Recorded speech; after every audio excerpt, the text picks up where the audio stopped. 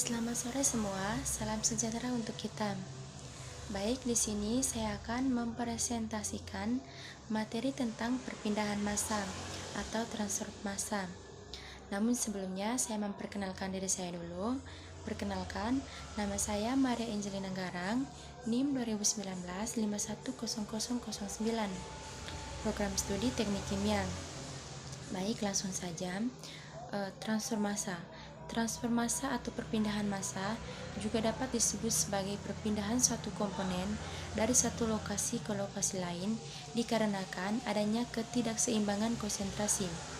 Pada peristiwa difusi ada driving force, yaitu adanya perbedaan atau gradien konsentrasi. Perpindahan massa adalah perpindahan suatu komponen dari konsentrasi tinggi menuju ke konsentrasi yang rendah. Transfer massa atau perpindahan massa juga dapat didefinisikan sebagai gerakan molekul-molekul dari elemen fluida yang disebabkan adanya suatu gaya pendorong atau driving force, misalnya difusi molekuler, difusi olekan, dan transfer massa konveksi. Difusi molekuler, transfer massa yang disebabkan oleh gerakan molekuler secara acak dan dominan pada fluida yang diam atau fluida yang mengalir laminar.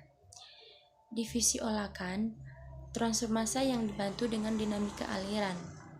Konveksi, perpindahan massa dari suatu permukaan ke fluida yang bergerak atau juga disebut dengan perpindahan massa antar fasa. Peristiwa perpindahan massa atau transfer massa atau difusi banyak dijumpai di dalam kehidupan sehari-hari, di dalam ilmu pengetahuan dan industri. Contoh peristiwa transfer massa adalah yang pertama, larutan kristal gula dalam air, artinya komponen gula mendifusi ke fase air. Yang kedua, larutan kopi ke dalam air. Yang ketiga, terjerapnya zat beracun ke dalam arang. Yang keempat, larutan oksigen ke dalam darah. Yang kelima, pada proses fermentasi, nutrisi dan oksigen yang terlarut dalam larutan mendifusi ke dalam mikroorganisme. Selanjutnya, pengambilan urin dari batuan dengan cara ekstraksi menggunakan pelarut organik, misalnya heksan. Terus, penghilangan logam berbahaya dari limbah cair menggunakan adsorben. Baik, di industri, pemisahan komponen-komponen dari campurannya menggunakan alat transfer massa seperti absorpsi, distilasi terjadi karena adanya transfer massa. Kondisi optimum suatu proses dapat ditentukan jika mekanisme dalam peristiwa transfer massa diketahui. Selanjutnya, pengaplikasian perpindahan massa. Salah satu contohnya adalah penelitian tentang perpindahan massa pada pengeringan gabah dengan metode penjemuran.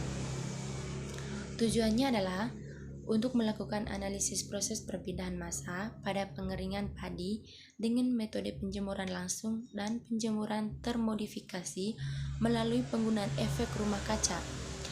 Akan tetapi, pengeringan dengan metode penjemuran juga mempunyai kelemahan, yaitu risiko kontaminasi yang tinggi dan laju pengeringan yang rendah.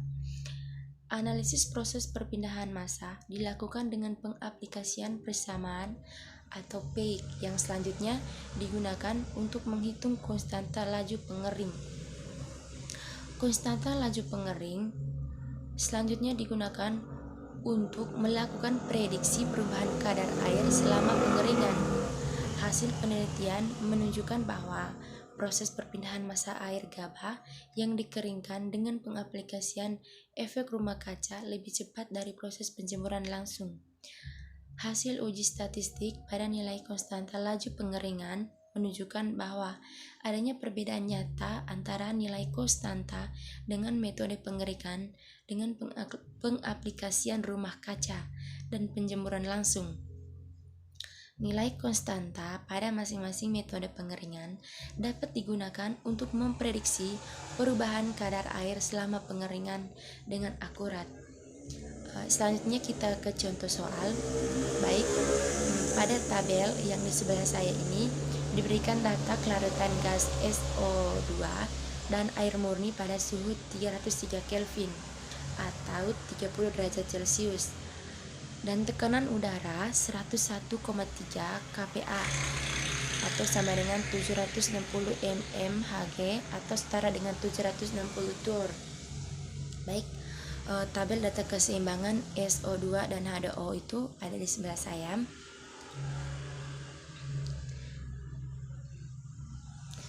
Boleh kita lihat sama-sama. Baik, dari sistem larutan SO2 dan H2O seperti yang di tabel tersebut, maka yang pertama hitunglah Y dan X. Yang kedua, plot diagram keseimbangan yang terbentuk. Yang ketiga, tentukan atau perkirakan apakah hukum Henry dapat berlaku atau tidak. Baik, kita ke jawaban. Sistematika jawaban soal ini diberikan dalam beberapa tahap atau langkah yang diharapkan dapat mempermudah kita sebagai mahasiswa untuk mempelajari dan memahaminya. Yang pertama, dalam tahap 1 dan 2 di bawah ini dilakukan konversi data untuk konsentrasi dari SO2 dalam air atau H2O dan tekanan parsial dari SO2 dan H2O ke dalam fraksi molar. Yang pertama, tahap 1. Menghitung fraksi mol dari SO2 dalam fasa gas Y dengan cara membagi tekanan parsial gas SO2 dengan tekanan total dari sistem.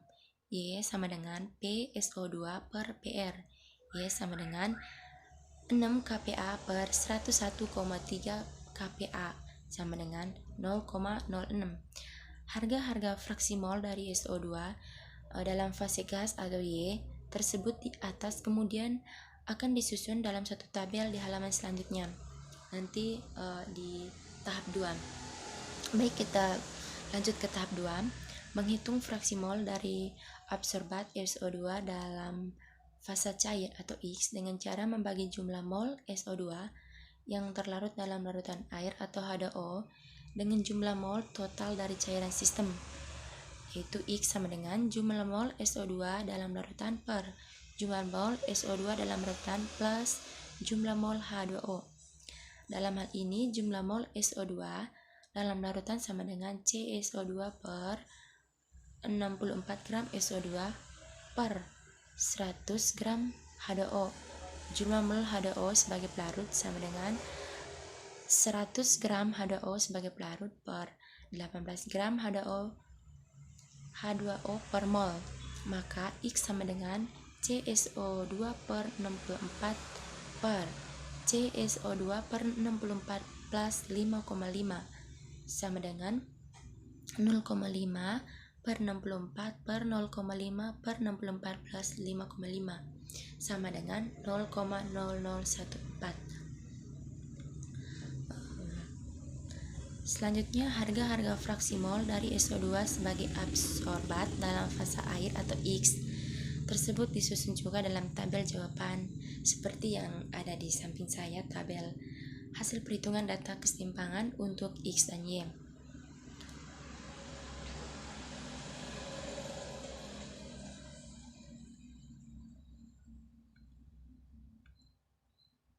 Baik, itu adalah tabel hasil perhitungan data keseimbangan untuk X dan Y. Kita bisa lihat di PPT atau gambar yang di sebelah saya. Selanjutnya kita ke tahap 3, yaitu mengalurkan atau plotting harga-harga fraksi mol SO2 dalam fasa gas atau Y terhadap fraksi mol SO2 yang terlarut dalam fasa cair atau X, yang hasilnya dapat dilihat pada grafik di bawah ini. Sekarang kita bisa lihat grafik yang di sebelah kita, yaitu di PPT yang di sebelah saya.